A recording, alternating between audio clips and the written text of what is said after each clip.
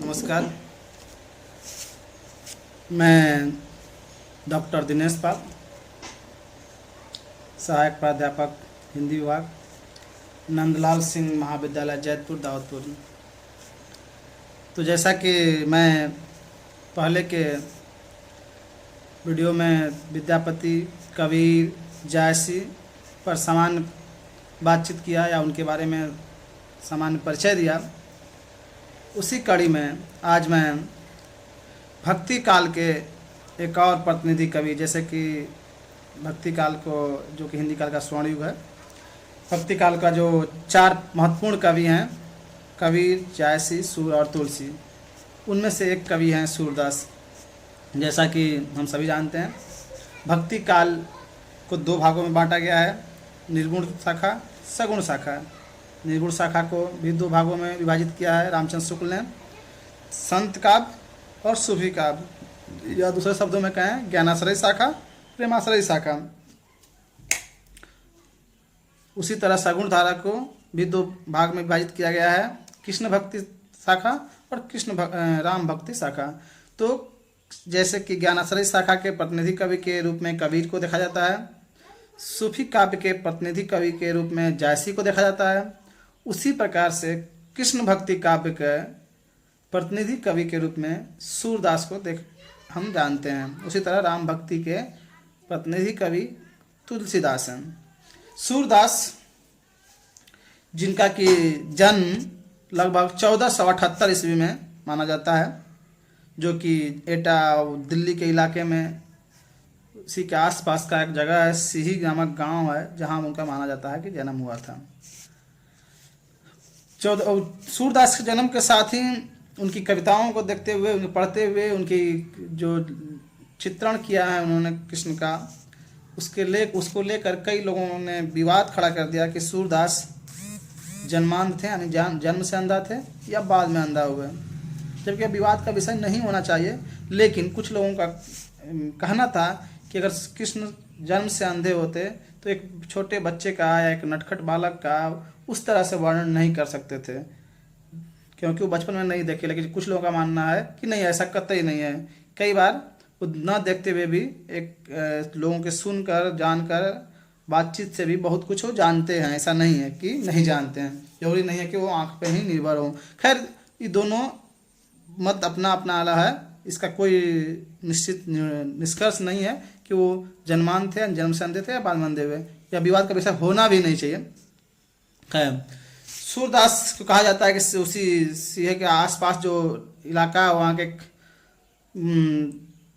मंदिर था, कृष्ण श्रीनाथ मंदिर, वहाँ पर उन्हें वल्लभाचार्य ने रखवाया था, इसलिए वे वल्लभ संप्रदाय के कवि भी माने जाते हैं और वल्लभाचार्य को उनका गुरु माना जाता है। सूरदास की 3 रचनाएं हमारे सामने प्रस्तुत बताई जाती हैं या लिखी गई हैं, जिसमें सूर सागर, सूर सरावली और साहित्य लहरी। इनमें से सूर सागर उनके सबसे प्रसिद्ध रचना है, जिसके आधार पर, जिसकी बदौलत सूरदास हिंदी साहित्य में अपनी एक मजबूत जगह बनाने में कामयाब हुए। सूर सागर के जो उनकी रचना है, सूर सागर की जो गुणवत्ता है, उसके आधार पर रामचंद्र शुक्ल ने उन्हें रस सागर तक का डाला। सूर सागर को रस सागर का है, रसों का सागर हो गए हैं, क्योंकि उनकी कविताओं में ऐसा रस देखने को मिलता है। कृष्ण भक्ति काव्य में जो कवि हुए, उन कवियों में से कुछ कवियों को चुनकर, यानी कुछ कवि मतलब 8 कवियों को लेकर वल्लभाचार्य के पुत्र विठल नाथ ने अष्टछाप कवि का एक नाम दिया, अष्टछाप, जिसमें 8 कवि थे, जिसमें सूरदास, कुम्मन दास, परमानंद दास, कृष्णदास, नंददास, चतुर्भुज दास, चित्त स्वामी, गोविंद स्वामी आदि थे। उसमें भी सबसे प्रसिद्ध कवि के रूप में सूरदास को जाना जाता है, यानी अष्टछाप के भी प्रतिनिधि कवि के रूप में हम सूरदास को देख सकते हैं। वल्लभाचार्य जो इनके गुरु थे, वो पुष्टि मार्ग की जो स्थापना किए थे, उसमें भी इन्हें पुष्टि मार्ग का जहाज तक कहा गया।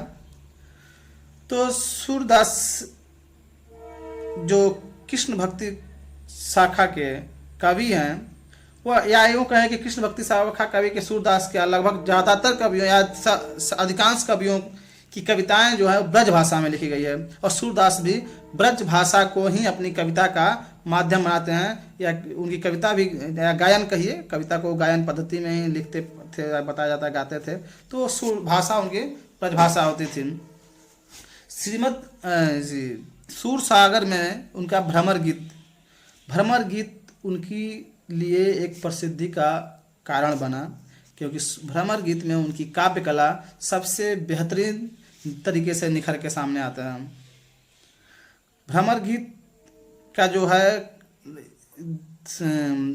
उपजीव या जिस जो आधार है वह माना जाता है कि भगवत गीता है, श्रीमद् भगवत के 10वें स्कंद के आधार पे उस कथा की कल्पना सूरदास ने की है।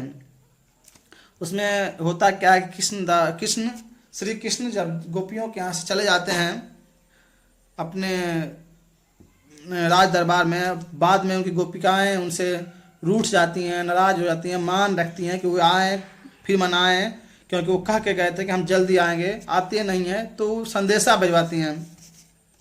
तब कृष्ण अपने दरबार के विद्वान महापंडित जो भी कहें, जिस उद्धव को भेजते हैं समझाने के लिए।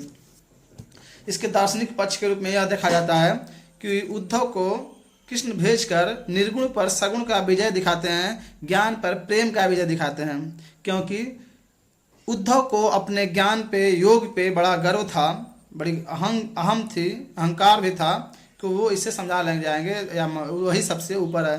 कृष्ण उन्हें कहते हैं कि जाइए आप समझा दीजिए मेरे गोपिकाओं को कि वे प्रेम छोड़कर योग की तरफ मुड़ जाएं, और आते हैं उद्धव ब्रज में गोपिकाओं को समझाने। लिखा जाता है कि जैसे उद्धव पहुंचते हैं, गोपिकाओं की भीड़ जुटती है, उसी बीच एक भ्रमर ऊपर से उड़ता है। इत्तेफाक से या संयोग से उद्धव का रंग भी सांवला या कुरूप या काला जो कहें था, भ्रमर की तरह था, भांवरे की तरह था। इसलिए गोपिकाएं जो कृष्ण की गोपिकाएं थी, वो भ्रमर को लक्षित करके अपने व्यंग बाण कहें या उल्हाना कहें वो शुरू करती हैं, यानी कि उद्धव की को सुनाती हैं लेकिन भ्रमर को लक्षित करके, इसलिए उसका शायद नाम भ्रमर गीत रखा गया है। तो वहाँ पे सूरदास ने की जो गोपिकाएं हैं उनकी वाक्पटुता और साथ में भावुकता दिखता है। उनकी जो शिकायत होती है कृष्ण से, जो उल्हाना होता है, वो बार बार अपना प्रस्तुत करती हैं, जबकि उद्धव उन्हें मनाने की कोशिश करते हैं कि नहीं, प्रेम छोड़ के योग में जाइए, योग है, भक्ति है, ज्ञान है। तो यहाँ पे दार्शनिक पक्ष के रूप में कहा जाता है कि जो गोपिकाएं हैं वो उन्हें जीवात्मा के रूप में दिखा गया है, और कृष्ण को परमात्मा के रूप में, और परमात्मा की चाह में जीवात्मा तड़प रही है, यानी गोपिकाएं तड़प रही हैं, और उन्हें ज्ञान या अहंकार जो भी कहें वह उसे दिशा से मोड़ना चाह रहा है, यानी उद्धव मोड़ना चाह रहे हैं, लेकिन गोपिकाएं मूर्ति नहीं हैं, गोपिकाएं उन्हें परास्त करती हैं, और वे अपने प्रेमी या ईश्वर जो जिसे कहें या परमात्मा, उसके प्रति वो दृढ़ संकल्पित हैं। यह दार्शनिक पक्ष बताया जाता है। और यह भी बात आती है कि कृष्ण भक्ति शाखा है, भक्ति काल में ही, कृष्ण भक्ति से पहले पूर्व निर्गुण भक्ति का जो वर्चस्व था वह एक प्रकार से उससे परास्त करने का या उससे श्रेष्ठ दिखाने की जो होड़ थी वो सगुणों में थी, सगुण कवियों में थी, सगुण के मानने वाले भक्तों में थी। तो कहा जाता है कहीं न कहीं इस माध्यम से, यानी कि कृष्ण के प्रेम के माध्यम से निर्गुण पे सगुण का विजय दिखाने की कोशिश सूरदास ने की है। रामचंद्र शुक्ल कहते हैं कि सूरदास जयदेव और विद्यापति की अगली कड़ी के रूप में आते हैं, क्योंकि सूरदास जयदेव के यहाँ से शुरू होता है कृष्ण और राधा का प्रेम का वर्णन, जिसे विद्यापति खूब वर्णन करते हैं। इसलिए विद्यापति को रामचंद्र शुक्ल भक्त नहीं बल्कि श्रृंगार के कवि कहते हैं। वही आगे बढ़कर सूरदास के पास आता है, और सूरदास बाल वर्णन और सिंह प्रेम, जिसे कि रामचंद्र कहते हैं कि बाल वृत्ति और यौवन वृत्ति की प्रवृत्ति सूरदास के यहाँ देखी जाती है। अगर आज के समय में जो कृष्ण की छवि एक जनमानस में व्याप्त है, जो आम जनता के बीच कृष्ण के जो बाल छवि देखने को मिलती है, उसे रचने में, उसे सृजित करने में अगर कहें तो सबसे बड़ा योगदान किसी का है तो वह सूरदास का। सूरदास ने अपनी कल्पना से एक ऐसे बाल मनोवृत्ति को पकड़ा, उसका वर्णन किया कि आज जनमानस के भीतर बस गया है। एक ऐसा कृष्ण जैसा नटखटी रूप, स्वभाव, माखन चोर जो भी कहिए। तो कृष्ण ने दसम स्कंद श्रीमद् भागवत की कहानी को में कल्पना, अपनी कल्पना के आधार पे उसे और विस्तार दे दिया। जो उनकी जो सूर सागर में कृष्ण के बचपन का वर्णन करते हुए वो फिर युवावस्था की तरफ जाते हैं, और युवावस्था में भी संयोग और वियोग दोनों, श्रृंगार रस के जो दोनों पक्ष होते हैं, संयोग वियोग दोनों का भरपूर पंक्तियां उनमें देखने को मिलती हैं। इसलिए उन्हें विशेष रूप से वात्सल्य और श्रृंगार रस के कवि कहे जाते हैं।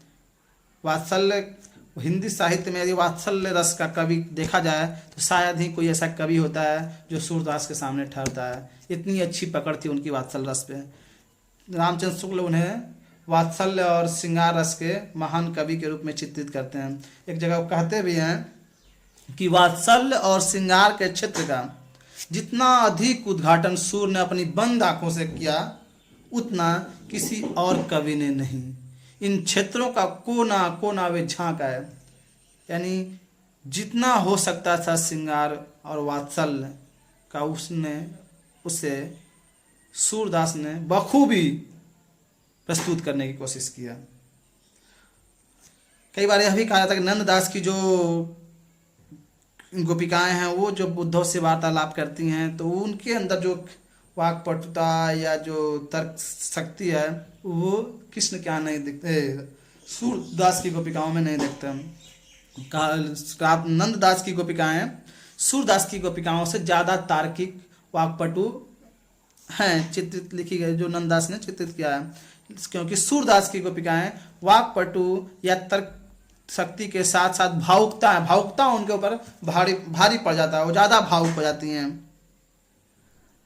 और किस आयो घोष बड़े व्यापारी, तो ऐसे भी कहते हैं कि नंददास ऐसे जैसे कोई बहुत बड़ा व्यापारी आया है और हमको ठगने के आया है। कहती हैं कि ये सब योग हमारे लिए कड़वी ककड़ी के समान है, हम नहीं कर सकते, हमें सिर्फ हमारे मन में, क्रम में, वचन में सिर्फ कृष्ण, मन क्रम वचन यानी सब में सिर्फ कृष्ण बसे हुए, हमें कृष्ण चाहिए। एक इस प्रकार की भक्ति उनमें दिखती है। यानी कृष्ण का जो बाल लीला से लेकर यौवन लीला या प्रेम तक की जो हो सकता था वर्णन, उसे सूरदास ने बड़ी ही बेहतरीन तरीके से बारीकी से चित्रित किया अपना। अब उनकी कुछ उसी भ्रमर गीत से चुनी गई पंक्तियाँ, चुनिंदी पंक्तियों को BA पार्ट 1 के प्रथम प्रश्न पत्र के में लगाया गया है, जिसकी व्याख्या हम अलग से करेंगे। तो हम यहाँ पर देखते हैं कि सूरदास हिंदी साहित्य के भक्ति काल के सगुण धारा के कृष्ण भक्त कवियों के प्रतिनिधि कवि हैं, जिन्हें विट्ठल नाथ ने अष्टछाप के 8 कवियों में भी सर्वश्रेष्ठ कवि के रूप में दिखाते हैं।